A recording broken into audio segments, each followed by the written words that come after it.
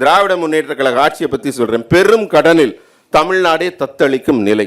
மகளிர் நல திட்டங்கள் இல்லை, பொருளாதார முன்னேற்றம் இல்லை, அரசு இயந்திரம் செயல்படவில்லை, அரசு ஊழியர்கள் மகிழ்ச்சியாக இல்லை, காவல்துறையில் கடமை உணர்வில்லை, பெண்களுக்கு பாதுகாப்பில்லை, வாக்குறுதிகளை நிறைவேற்றவில்லை, கஞ்சா போதைக்கு பஞ்சமே இல்லை, கனிம வளங்கள் தொடர் கொள்ளை, மின்கட்டணம் கூடுதல் விலை, குடிநீர் விலையோ கூடிய நிலை, ஆவின் பால் ஏறிய விலை, நகை கடன் கொடுக்கவில்லை, கல்வி கடன் ரத்து இல்லை, நீட் தேர்வு தேர்தல் நாடகம் என்ற லீலை, மக்கள் மனதில் கோபத்தின் கொதி நிலை, எப்படி வீசும் திமுக அலை, வழக்கம் போல இரண்டாவது முறையாக நீங்கள் வெற்றி பெற்று விடலாம் என்ற ஒரு எண்ணத்தை இப்ப சொன்னீங்களே, வழக்கம் போல இரண்டாவது முறையாக நீங்கள் ஜெயிக்காமல் வீட்டுக்கு போவது உறுதி.